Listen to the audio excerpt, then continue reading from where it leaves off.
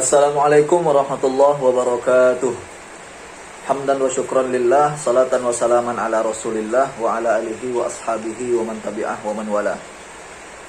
Sahabat Quran Smart dimana saja berada, tema kita kali ini yaitunya penyebab hidup terasa sempit dan selalu banyak masalah. Yang pertama, mungkin karena kita tidak bersyukur. Allah memberi kita nikmat yang begitu banyak. Di antara nikmat yang besar yaitu nikmat komponen akal.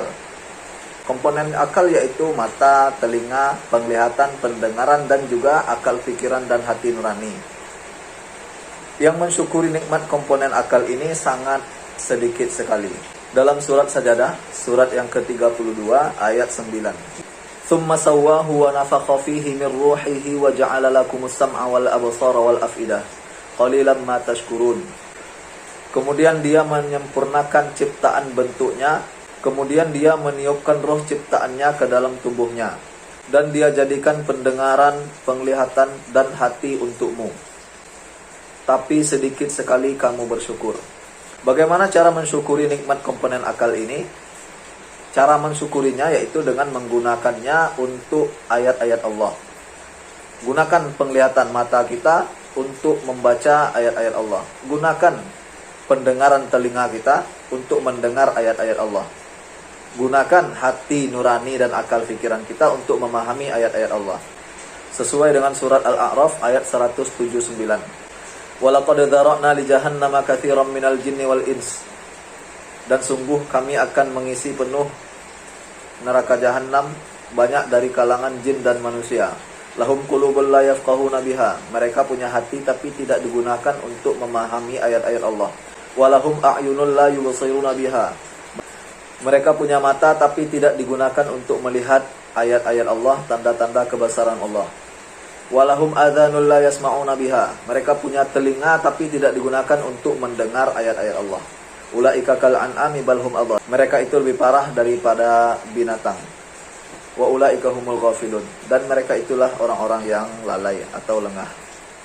Orang yang jauh dari Al-Quran, yang berpaling meninggalkan Al-Quran, yang mengabaikan Al-Quran, hidupnya di dunia akan terasa sempit, kemudian di akhirat akan dibangkitkan dalam keadaan buta oleh Allah. Jangan-jangan hidup kita terasa sempit, jangan-jangan hidup kita selalu banyak masalah, karena kita dapat azab dari Allah, yaitu karena kita jauh dari Al-Quran. Ini ancaman Allah dalam surat Toha, surat yang ke-20, ayat 124, sampai 126. Penyebab hidup kita terasa sempit dan selalu banyak masalah yang kedua, yaitu karena kita tidak menyerahkan pengaturan hidup kita kepada Allah. Artinya kita tidak mengikuti aturan Allah dalam menjalani hidup ini.